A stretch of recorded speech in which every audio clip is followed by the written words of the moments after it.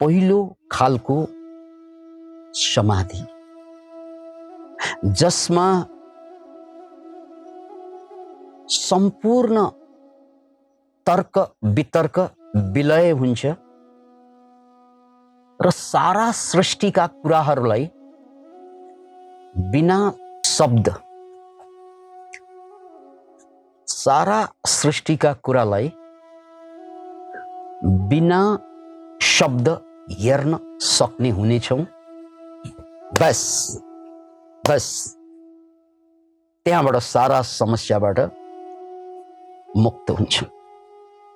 किनकि समस्या अवस्थाले निर्माण गर्दैन, व्यवस्थाले निर्माण गर्दैन, परिस्थितिले निर्माण गर्दैन, समस्या विचारले निर्माण गर्छ। र विचार नदिकन सिधै चेतनाबाट सृष्टिलाई हेर्दा कुनै पनि समस्या हुँदैन। सम्पूर्ण समस्याको, जीवन र जगतको सम्पूर्ण समस्याको एक मुष्ट समाधान। यसमा हामीले चर्चा गरिसक्यौं। अब दोस्रो कुरातिर आउँ। त्यसपछि विचार शब्द छ। तर्क वितर्क र विचारमा फरक के हुन्छ? जब विचार चल्न थाल्छ, जब विचार क्रियाशील हुन थाल्छ, त्यसलाई तर्क भनिन्छ, वितर्क भनिन्छ। जब तर्क र वितर्क आफ्नै स्वरूपमा फर्केर शान्त हुन्छ, त्यसलाई विचार भनिन्छ। विचार अर्थात् निष्क्रिय तर्क वितर्क, तर्क वितर्क अर्थात् सक्रिय विचार। त्यसैले चेतनाको एउटा लेभलमा, जसलाई हामी कन्सियस माइन्ड भन्छौं, त्यो कन्सियस माइन्डको लेभलमा विचार चलायमान भइरहेको हुन्छ, विचार सक्रिय भइरहेको हुन्छ, क्रियाशील भइरहेको हुन्छ, तर्क वितर्क गरिरहेको हुन्छ। यो तर्क वितर्क गर्नु एउटा लेभल हो।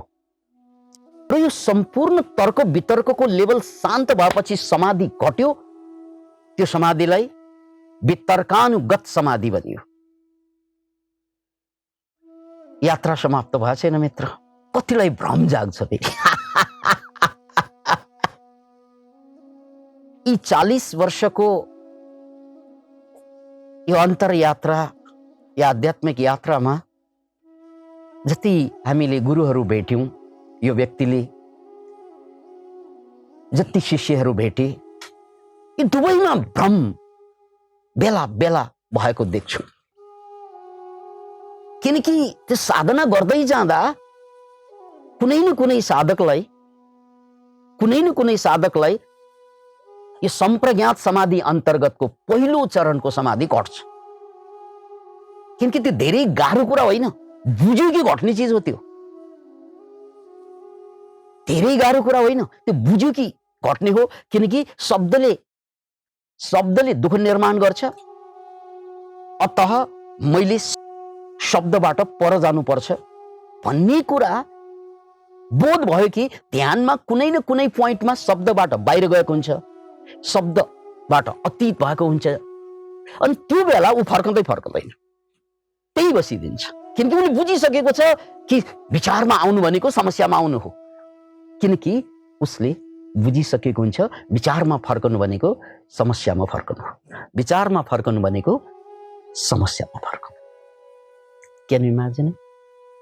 अत ऊ विचारमा फर्कँदैन किनकि उसले बुझिसकेको छ ध्यानको गहराईमा विचार क्षणिक अतीत हुन्छ र अब विचारमा मलाई आउनु कुनै आवश्यकता छैन भन्ने उसलाई बोध भएको कारणले गर्दा यस्ता तीव्र संवेग भएका साधकहरूलाई छिटो समाधि घट्छ।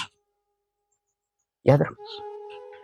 तर समस्या कहाँ आउँछ भन्नाले यो पहिलो लेभलको समाधिको द्वारभित्र छिर्नासाथ उसलाई भ्रम के हुन सक्छ त भन्नाले, ल अब सक्यो कुरा, म मुक्त भएँ, म इनलाइटेन्ड भएँ। त्यो भ्रमको कारणले गर्दा अब मलाई केही पनि चाहिँदैन, म पुगिसकेँ भनेर भन्ने गुरुहरू त कति छन्, त्यो आफ्नो ठाउँमा छ। शिष्यहरू पनि कम नहुँदो रहेछन्।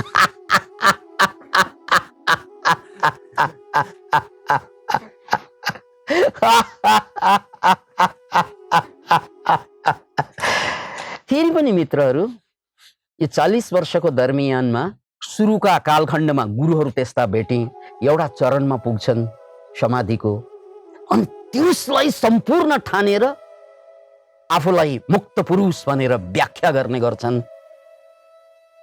Can you imagine it? अनि त्यसको सेरोफेरो बिजनेस, व्यापार, सारा संसार चलिदिन्छ। Can you imagine it? यहाँ यात्रा भर्खर सुरु भयो, भर्खर चेतनाको लेभल चेन्ज भयो, भर्खर प्लेन उडेर आकाशमा पुग्यो। त्यो आकाशमा पुग्न साथ ल म त गन्तव्यमा पुगेँ नि भन्ने भ्रम भइदियो भने, अनि त्यो भ्रमको शिकार उनका दायाँ बायाँ बस्ने सबै मान्छे। यो गुरुहरूको हालत मैले सुरुका चरणमा देखेँ। पछिल्ला चरणमा जब थुप्रै साधकहरू साधना गर्छन्, त्यसमध्ये कोही कोही भाग्यमानी साधकलाई, तीव्र संवेग भएका साधकलाई, यो शब्दलाई नोट गर्नुहोस् किनकि पतञ्जलिकै शब्द भएकोले यसलाई विशेष नोट गर्नुहोस्। तीव्र संवेग, तीव्र तीव्र संवेग भएका साधकलाई तुरन्तै यो वितर्कबाट बाहिर आउने समाधिमा पुगिदिन्छ। अनि त्यसपछि घोषणै गर्छन् उनले, बडा निर्धक्क सार, सर अब मैले पाइसकेँ, पुगिसकेँ, अब मलाई पुग्यो।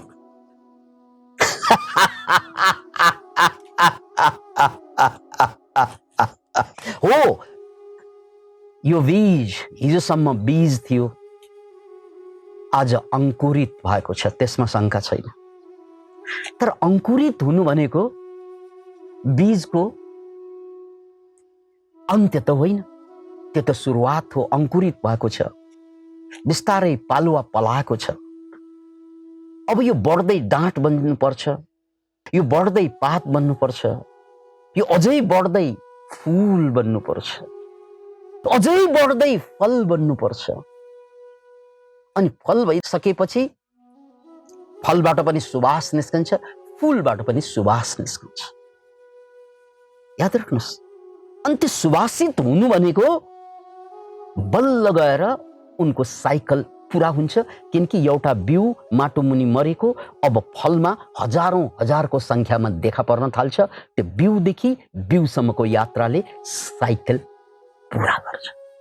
कता हो कता यात्रा भर्खरै त टुसाएको छ, स्प्राउट भएको छ।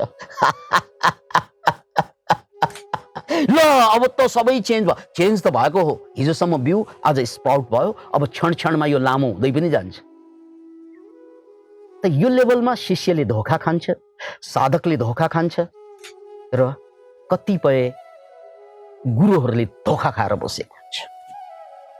अनि सुरुका दिनमा ती मान्छेहरू जसलाई हामीले गुरु भनेर पछ्याउँछौँ, सुरुका कालखण्डमा एकदम सबै ठिक ठिक लाग्छ, अनि अर्को कालखण्डमा गइसकेपछि त्यो सबै फिक्का फिक्का फिक्का लाग्न थाल्छ।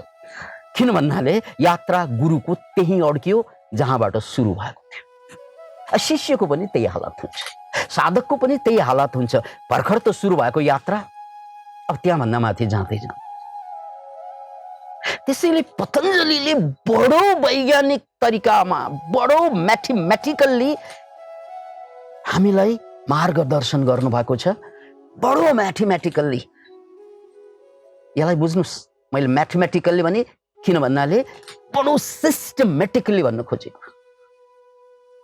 हे साधकहरू, यात्राको गहिरोमा गहिरोमा छिर्दै जाँदा जसरी बिउ टुसाउन थाल्छ, तिमी पनि टुसाउँछौ अनि सारा विचारबाट मुक्त हुन्छौ। वितर्कानुगत समाधि हो यो। बस तिमीलाई दुःख हुँदैन, पीडा हुँदैन, दर्द हुँदैन। तर यो अन्त्य होइन, यो सुरुवात। साधक हो, यो सुरुवात हो, यो अन्त्य होइन, यो अन्त्य होइन। त्यसो के त अब दोस्रो लेभल विचारानुगत याद राख्नुहोस् यहाँ विचारानुगत समाधि। यो विचारानुगत समाधि भनेको वितर्कानुगत समाधिको एडभान्स फर्म हो। वितर्कानुगत समाधिको एडभान्स फर्म हो, किनकि मनमा उर्लिने विचारहरू, चल्ने विचारहरू शान्त भयो, बिना विचार मैले हेर्न सक्ने भएँ, अर्थात् म एउटा समाधिको चरणमा पुगेँ।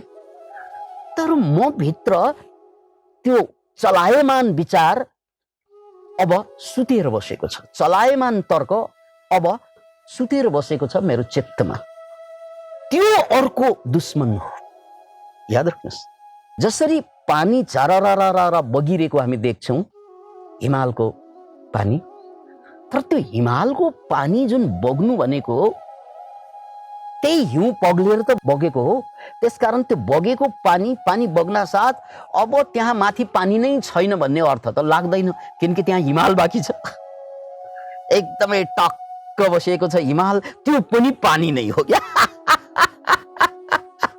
यो भ्रममा नपर्नुस्, पानी बग्न साथ, खोला बग्न साथ हिमाल सक्यो होइन, हिमाल त पानी सक्यो होइन, पानी सक्यो होइन, किनकि पानी त त्यहाँ जमेर बसेको छ। अनि भ्रम के हुन्छ, त्यो हिमाल हो, यो पानी हो, पानी त निस्किहाल्यो, अब सक्यो। साधकहरूलाई हुने यही भ्रम हो, कथित गुरुहरूलाई हुने यही भ्रम हो। Can you imagine it? हो, पतञ्जलिले यहाँनिर बडो गहिरो कुरा गर्नुभयो। हो, आनन्द पनि आएको छ, दुःख पनि मेटिएको छ, तर दुःखका कारक तत्त्व सुतिरहेको छ क्या। दुःखका, पीडाका, दर्दका कारक तत्त्व विचारको रूपमा तिम्रै भित्र सुतिरहेको छ। अतः जबसम्म यो सुतिरहेका विचार, यसलाई विचार भनेको छ, त्यो चरणबाट तिमी मुक्त हुँदैनौ, यात्रा अगाडि बढ्दैन। याद राख्नुहोस्, यो शब्दलाई बडो ध्यानपूर्वक, यो विचारको प्रकटीकरण भनेको भावको प्रकटीकरण, किनकि विचार भन्दा मुनि हाम्रो भाव छ।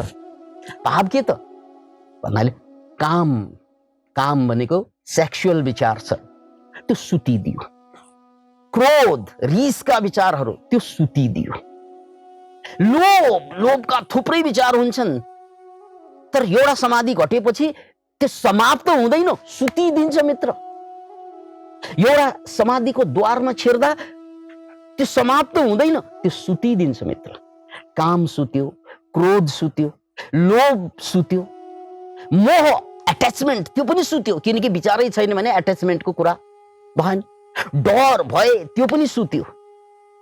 काम, क्रोध, लोभ, मोह, मद, अहंकार त्यो पनि सुतिरहेको छ, सकिएको छैन। हे मित्रहरू, हे गुरुवरहरू, तथाकथित गुरुवरहरू, हे तथाकथित साधना घटेर मुक्त भएका शिष्यहरू, अहिले भर्खर यात्रा सुरु भएको छ। त्यसकारण यी सबै कुरा काम, क्रोध, लोभ, मोह, मद, मत्सर्य, अर्को शब्दमा चित्तवृत्ति अघि चलिरहेको थियो। एउटा समाधिको लेभल घटेपछि अब चल्दैन त्यो।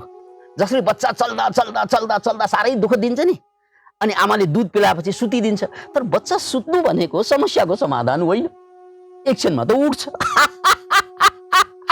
त्यसकारण अक्सर तपाईले साधकहरूको कुरा, कथित गुरुहरूको कुरा एउटा लेभलमा एकदम पर्फेक्ट देखिन्छ, लेभल चेन्ज हुँदा साथ विस्फोट हुन थाल्छ। Can you imagine it? यो खतरा बाँकी रहन्छ। अब मैले गुरुहरूलाई केही सन्देश दिन खोजेको होइन, किनकि गुरुहरू त गुरु नै हुन्। मैले साधकहरूलाई बिन्ती गरिरहेको छु, किनकि सम्हालिने गुरु त सम्हालिँदैन अब, किनकि उनलाई शिष्यहरूले घेरिसके। अब गुरु सम्हाल्यो भने भित्रैबाट सम्हालिने हो, बाहिरबाट सम्हालिँदैन। अरूबाट सुनिने कुरा पनि भएन, किनकि उनी फरक भइसके। अब उनी बिउ होइन, अंकुरित भइसके। त्यसकारण कसैको कुरा त सुन्दैनन् गुरुहरूले। तर कम्तीमा साधकहरूलाई यो घटना घट्छ है, साधनाको क्रममा यो घटना घट्छ सबैलाई नघटे पनि केहीलाई त घट्छ।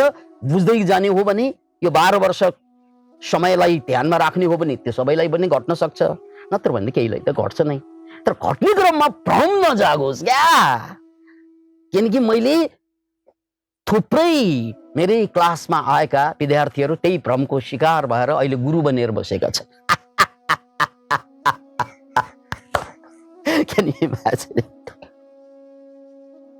अतः यो यात्रा अझै भित्र छ। यसको अब ज्वलन्त उदाहरण सुन्नुहोस्। म आध्यात्मिक यात्राको पहिलो कालखण्डमा भारतमा 6 वर्ष बसिरहँदा सबै गुरुहरू कहाँ जाने गर्थे, सबैलाई बुझ्ने, सबैबाट सिक्ने कोसिस गर्थे। र यिनै क्रममा मैले एकजना भारतको महान गुरु मध्येको त्यो बेलाको जाज्वल्यमान गुरुको दर्शन भेट गर्ने अवसर पाएँ। उहाँलाई आशाराम बापू भनेर चिनिन्छ। उहाँको गुजरातको आश्रममा पुगेँ। उहाँको शिष्य नै 6 करोड थियो अरे त्यही बेला। Can you imagine? त्यो उहाँका भक्तहरूको हिसाबै छैन, इन्क्लुडिङ अहिलेको भारतको प्रधानमन्त्री नरेन्द्र दामोदर दास मोदी, उहाँ पनि आशाराम बाबुको भक्त। सारा दुनियाँको ध्यान आशाराम बाबुमा केन्द्रित थियो त्यो बेला। र म गुरुहरूसँग सिक्ने क्रममा, सत्सङ्ग गर्ने क्रममा त्यहाँ पुगेँ। र त्यो आशाराम बाबुको सान्निध्यमा बसिरहँदा, उहाँको कुरा सुनिरहँदाको प्रसङ्ग मैले यहाँ सुनाउनु खोजेको होइन। जब उहाँ आशाराम बापुलाई चार्ज लाग्यो, बलात्कारको चार्ज, सेक्सुअल मोलेस्टेसनको चार्ज लाग्यो, त्यसपछिको एउटा संवाद मात्रै मैले सुनाउन गएको छु। त्यो संवाद के त भने, एकजना शिष्य, उनका अनन्य शिष्य, उनका जो दायाँ हात मानिने शिष्य, उनले देखेछन् यो गुरुको क्रियाकलाप।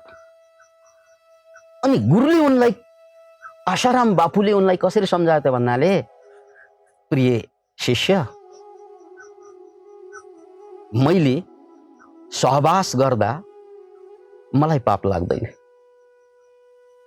मैले सहवास गर्दा पनि मलाई पाप लाग्दैन, किनकि ब्रह्मज्ञानी भइसकेपछि कसैलाई पनि पाप लाग्दैन। याद राख्नु, ब्रह्मज्ञानीलाई पाप लाग्दैन। त्यसकारण तिमी चिन्तित नहो, विचलित नहो मेरा शिष्य। तिमीलाई थाहा नै छैन, किनकि ब्रह्मज्ञानीहरूले जे पनि गर्न पाइन्छ। ब्रह्मज्ञान भनेको, मुक्त पुरुष भनेको के हो? उसलाई कुनै बन्धनै हुँदैन। त्यसकारण मैले जे गरेँ, ममाथि जे आरोप लाग्यो, त्यो त मान्छेको बेबुझ हो, अबुझ हो। मान्छेले मुक्ति भनेकै थाहा छैन, इनलाइटनमेन्ट भनेकै थाहा छैन, त्यसकारण मलाई आरोप लगाएर बसेको छ। त्यसकारण हे मेरा प्यारा शिष्य, तिमी विचलित नहुनु अरूको कुरा सुनेर। अब शिष्यको डायलग सुन्नुहोस्। यो त गुरुको कुरा भयो। अनि गुरुले कुरा भन्नुभएको गलत भन्नुभएको होइन, मुक्त पुरुषलाई बन्धन हुँदैन, त्यसमा त शङ्का छैन हो। तर शिष्यको कुरा सुन्नुहोस् अब, किनकि त्यो पनि आशाराम बाबुको प्रखर शिष्य हुन् फेरि। अनि आशाराम बाबुले भनेको कुराको तुरन्तै प्रश्न प्रति प्रश्न के गरे त भने, शिष्यले, गुरुदेव रिसानी माफ पाऊँ, अनि यो ब्रह्म ज्ञान प्राप्त भइसकेपछि फेरि पर स्त्रीसँग सहवास गर्ने इच्छा कसरी जाग्यो?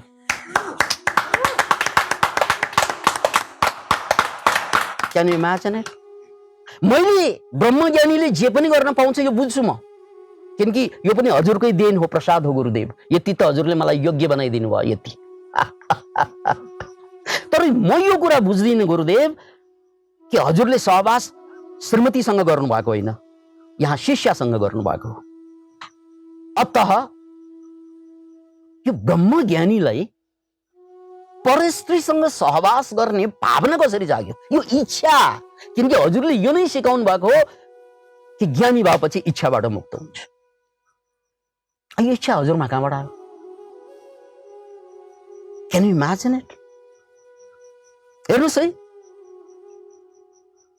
यो प्रसङ्ग मैले हजुरहरू समक्ष किन पनि प्रस्तुत गर्नु पर्यो भने मैले हाम्रै क्लासबाट यो समाधि घटेका साधक साधिकाहरू देखेको छु र उनीहरूले म पुगिसकेँ गुरुदेव भनेर घोषणा गरेर गएका छन्, त्यो पनि देखेको छु र थुप्रै गुरुहरू भेटेको छु जसलाई समाधि घटेकोमा शङ्कै छैन, किनकि धुमधाम आशाराम बापुलाई ब्याकमा गएर हेर्नुहोस्, धुमधाम गुफामा गएर साधना गरेकै हो, जङ्गलमा बसेर साधना गरेकै हो, एकान्तवास गरेकै हो, उनको हिस्ट्रीलाई हेर्नुहोस्। तर उनले जब प्रवचन दिन आए, सारा संसारलाई लट्ठ पारिदिए, करोडौंलाई शिष्य बनाइदिए, करोडौं उनको भक्त भए, उनलाई जेलमा पठाउँदा कयौं मान्छेहरू हुलडङ्गामा मारिए।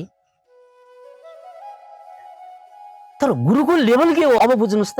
काम वासना गुरुमा त्यो एउटा समाधि घटिसकेपछि काम वासना समाप्त भएन के, सुत्यो। Can you imagine it? काम वासना अनि भ्रम के भयो त भन्नाले म त मुक्त भएँ, किनकि अब मसँग काम वासना छैन, किनकि विचार छैन भने काम वासना पनि छैन। त्यस्तै अहंकार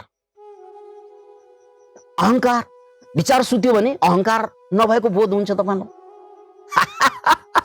लोभ नभएको भाव हुन्छ तपाईलाई, सबै नभएको, किनकि सबैको प्रकट गर्ने तरिका त विचार हो। विचार त छैन केही पनि। तर जब परिस्थिति चेन्ज हुन्छ, जसरी हिमालमा यदि चिरिक्क घाम परे भयो भने त्यो हिमाल गल्दै जान्छ। ग्लोबल वार्मिङ बढ्दै गयो भने हिमाल साफै हुन्छ, राइट? त्यसकारण त्यो परिस्थिति चेन्ज हुनासाथ हिमाल चेन्ज भयो। जस्तै यो पहिलो लेभलको समाधि भनेको एकदमै परिस्थितिमा आधारित समाधि हुन्छ। परिस्थिति अनुकूल सबै भइदियो भने मुक्तै भइरहेको हुन्छ। तर जब परिस्थिति ड्रास्टिकल्ली चेन्ज भइदिन्छ, चाहे अहंकारको परिस्थिति या लोभको परिस्थिति या सेक्सुअल इन्भाइरोमेन्टको परिस्थिति, त्यो परिस्थितिसँग सामना गर्नु पर्यो भने यो नुनको पुतला पानीमा गले जस्तै गुरुको सारा स्वरूप गलेर गइदिन्छ। त्यो सारा गुरु त एउटा 16, 17, 18 वर्षकी केटीको अगाडि चाहिँ चकनाचुर भइदिन्छ। Can you imagine? यो सवाल केटीको मात्र होइन, किनकि सबै गुरुलाई केटीले मात्रै डुबाउँदैन, कसैलाई अहंकारले डुबाइरहेको हुन्छ, कसैलाई लोभले डुबाइरहेको हुन्छ, क्यान यु इमेजिन? कसैलाई मोह एट्याचमेन्टले डुबाइरहेको हुन्छ, किनकि सुरुमा यिनीहरू साधक थिए, अनि एउटा साधनामा एउटा लेभल आयो, त्यसपछि चेला चपाटीहरू चारैतिर घुम्न थाले, हजारौं लाखौं करोडौंको संख्यामा, अनि सुतिरहेको लोभ, सुतिरहेको काम। मेरा मित्रहरू, मैले यहाँ कुनै गुरुको या कुनै मान्छेको व्याख्या गर्न लागेकै होइन, यो उदाहरण मात्रै। यानी समाधिमा पुगिसक्दा पहिलो लेभलमा पुग्दा नै दुःखबाट मुक्त हुन्छ, सम्पूर्ण काम, क्रोध, लोभ, मोह, मदमत्सर्य सुतेको अवस्थामा जान्छ। तर त्यो समाप्ति अवस्थामा होइन। यो पतञ्जलिले यो 17औं सूत्रमा खुलाइदिनु भएको छ। Can you imagine it? त्यसकारण मैले यो ग्रन्थलाई बडो सिस्टमेटिक किन भने त भन्नाले यसको मर्म र रहस्य नबुझिकन न जीवन बुझिन्छ, न योग बुझिन्छ, न साधना बुझिन्छ, न शास्त्र बुझिन्छ। साधना नगर्ने मान्छे त कहिल्यै पुग्दैनन्, गर्ने मान्छे पनि एक ठाउँमा गएर अडिदिन्छ, बन्दी भइदिन्छ।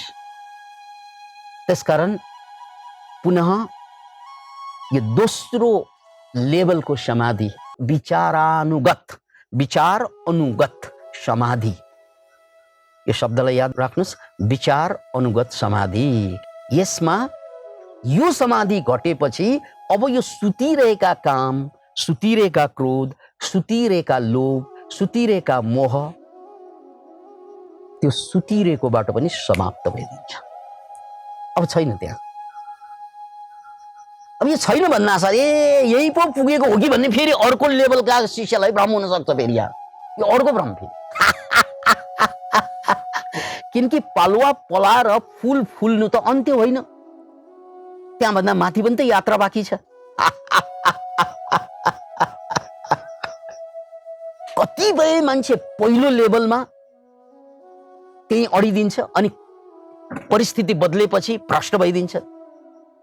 कतिपय मान्छेहरू दोस्रो लेभलमा आएर चाहिँ अडिदिन्छ, साधकहरू, अनि परिस्थिति आएपछि ठ्याक्कै छर्लङ्गै देखिन्छ।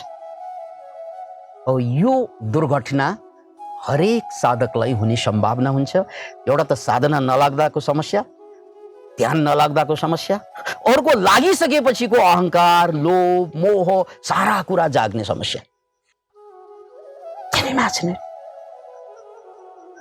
जसरी सानो बच्चाहरूलाई काम वासनाको त फिलिङ हुँदैन, तर उमेर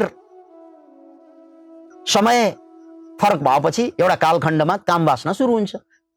सानो बेलामा त नभएको होइन, त्यसको बीज रूपमा हुन्छ, सुतिदिन्छ, समय आयो उठिदिन्छ। त्यस्तै यो पहिलो दोस्रो लेभलका समाधिहरूको पनि हालत त्यही हो। त्यो घट्छ, घटेर त गुरु हुन्छ, तर त्यो कुन लेभलमा आएर घटेको त्यो त आफैले जान्नुपर्ने कुरा हो। अनि त्यसैलाई अन्त्य भनेर धुमधामसँग उत्सव मनाएर बसिदियो भने थ्याङ्क यू। अब जान्ने कुरा हजुरहरूको।